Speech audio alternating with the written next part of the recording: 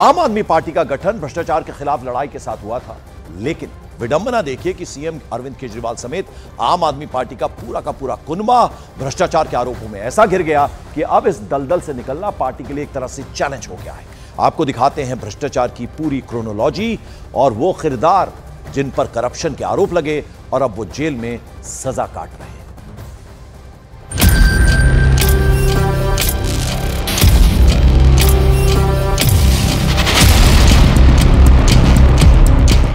कैसे आम आदमी पार्टी को निगल गया भ्रष्टाचार।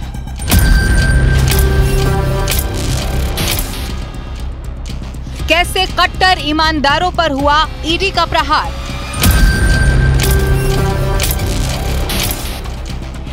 कैसे आबकारी कांड बना गले की फांस।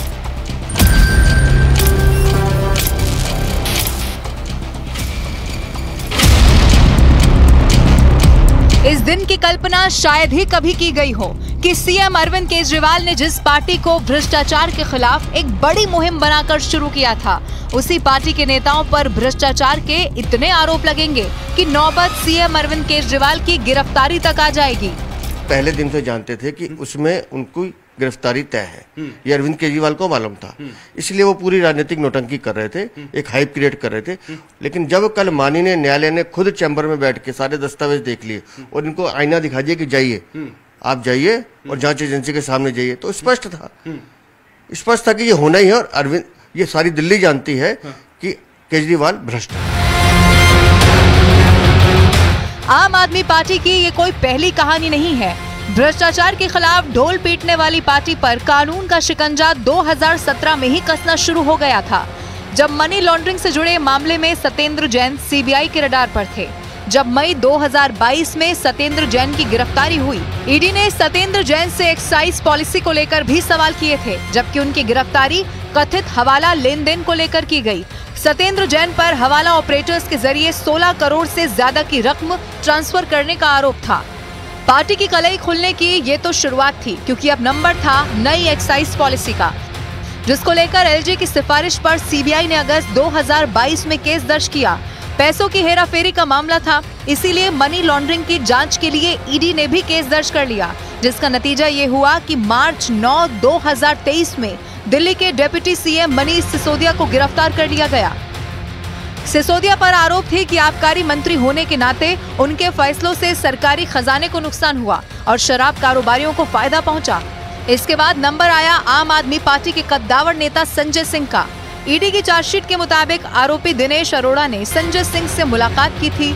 संजय सिंह के कहने पर दिनेश अरोड़ा ने दिल्ली चुनाव के लिए फंड जुटाया था और 32 करोड़ का चेक सिसोदिया को सौंपा। इसके बदले संजय सिंह ने दिनेश अरोड़ा का एक मामला सुलझाया जो आबकारी विभाग में पेंडिंग था।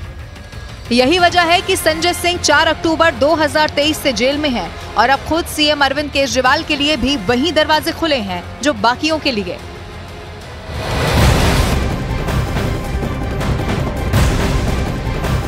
और justice Sanjiv Khanna, justice MM Sundresh और जस्टिस बेला त्रिवेदी की बेंच दिल्ली सीएम अरविंद केजरीवाल का मामला सुनेगी। ये बड़ी खबर आज की आप देख रहे हैं। सबकी निगाहें सुप्रीम कोर्ट पर बनी हुई कि सुप्रीम कोर्ट इस पूरे मामले में क्या करता है, और आम आदमी पार्टी को खुद अब राहत की अगर उम्मीद है तो वो सुप्रीम कोर्ट से है। स्पेशल बेंच है, वो इस मामले में सुनवाई करने वाला है और 3 जजों की ये बेंच है, justice Sanjiv Khanna, justice MM Sundresh और जस्टिस बेला त्रिवेदी, जो कि सुनवाई सीएम अरविंद केजरीवाल की जो उनको रिलीफ चाहिए, जो इंटरिम रिलीफ चाहिए, उस पर सुनवाई कर सकते हैं। हालांकि कल ही आम आदमी पार्टी की कोशिश थी गिरफ्तारी के बाद सीधे पहुंचा जाए सुप्रीम कोर्ट और सुप्रीम कोर्ट इसे rare of the rare case समझ के इस पर सुनवाई कर दे, लेकिन सुप्रीम कोर्ट ने ऐसा नहीं किया। आज सुबह जो चीफ जस्टिस चंद्रचूड़ ने उन्होंने कहा कि आप स्पेशल बेंच के पास जाइए, वो सुनवाई करेंगे। इस बीच एक और बड़ी खबर आपको बता दें, ईडी ने दिल्ली पुलिस के अधिकारियों से बात की है। केजरीवाल की कोर्ट में पेशी को लेकर बात कोर्ट के बाहर सुरक्षा व्यवस्था की जानकारी ली गई है। ईडी ने दिल्ली पुलिस से सुरक्षा की जानकारी ली है, क्योंकि कार्यकर्ताओं का हुजूम इकट्ठा हो सकता है। जो पुलिस प्रशासन है उसको और दल बल का इस्तेमाल करना पड़ेगा। वहां कितनी फोर्स लगाई जाए अगर ईडी वहां पर पहुंचती है, तो इसीलिए कोर्ट में पेशी की बात को लेकर कोर्ट के बाहर, क्योंकि राउज एवेन्यू कोर्ट में पेशी होनी है, हालांकि वीडियो कॉन्फ्रेंसिंग के जरिए भी पेशी हो सकती है, लेकिन कोर्ट में अगर ले जाया जाता है तो वहां किस तरीके की व्यवस्थाएं हो और किस तरीके से व्यवस्थाएं दिल्ली पुलिस करे, क्योंकि पहले आम आदमी पार्टी आह्वान कर चुकी है कि वहां पर बड़ा प्रदर्शन किया जाएगा और इसीलिए दिल्ली पुलिस से जानकारी ली जा रही है कि बताइए कितनी कितनी फोर्स है। आनंद हमारे साथ, हमारे सहयोगी जुड़ रहे हैं। आनंद, जानकारी ली गई है ईडी की ओर से कि कितनी फोर्स है, बता दीजिए, तो यानी कि ले जाया जा सकता है कोर्ट भी।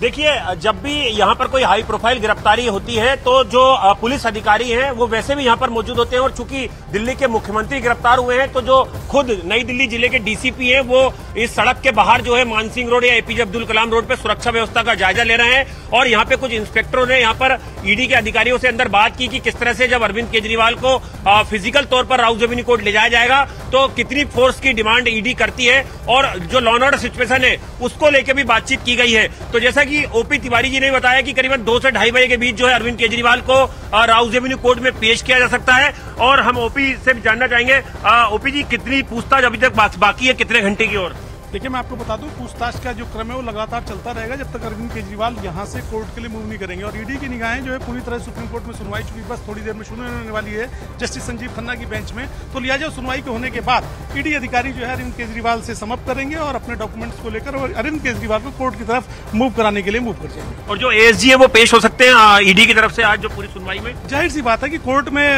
ईडी चाहेगी कि उनका पक्ष जो है कोई बड़ा वकील रखे, कोई बड़ा सरकारी वकील रखे। तो इस बात की संभावना से इंकार नहीं किया जाता कि एएसजी रैंक का अफसर जो है वो ईडी की तरफ से कोर्ट में पेश होगा। जी ठीक है, लौट रहे हैं आपके पास में। तो ईडी की ओर से सुरक्षा की जानकारी ली गई है, वो जानकारी आपको देखिए ओपी तिवारी और आनंद हमारे सहयोगी जो दे रहे थे। लेकिन इन सबके बीच में केंद्रीय मंत्री अनुराग ठाकुर ने दिल्ली सरकार पर जमकर निशाना साधा। अनुराग ठाकुर ने पूरी कार्रवाई को कानूनी बताया और कहा कि दिल्ली की विकास की बात करने वाले, दावा करने वाले लेकिन सिर्फ भ्रष्टाचार किया है। क्या कहा, सुनिए जरा। कि मुख्यमंत्री अरविंद केजरीवाल को 9 बार जांच एजेंसियों ने नोटिस दिया, समन दिए। वो बार बार अपने आप को कानून से ऊपर समझते रहे। उनका अहंकार उनके भ्रष्टाचार से भी ज्यादा बड़ा था। घोटाला तो किया ही, लेकिन जांच एजेंसियों का सामना करने से भी भागते रहे। क्या कारण है? क्या अरविंद केजरीवाल देश के कानून से ऊपर हैं? क्या उनको डर है? वो जांच एजेंसियों में क्यों शामिल होने नहीं गए? और ये पहला समय नहीं, इससे पहले भी सत्येंद्र जैन हो, संजय सिंह हो, मनीष सिसोदिया उनके उप मुख्यमंत्री हो या इनके बाकी मंत्री हो, इनको भी जेल में जाना पड़ा। इनके बहुत सारे वरिष्ठ कार्यकर्ता, इनके सहयोगी, इनके एडवाइजर जो लीकर स्कैम में जेल गए हैं, सुप्रीम कोर्ट से लेके अन्य कोर्ट ने उनको राहत नहीं दी है। क्या अरविंद केजरीवाल कानून से ऊपर है? मेरा सबसे बड़ा सवाल तो यह है, क्या वो इतने बड़े हो गए कि आज देश के कानून से ऊपर हो गए?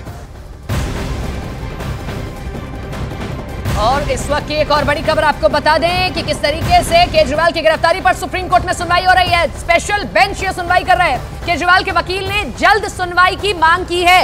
ये बड़ी खबर आप देख रहे हैं।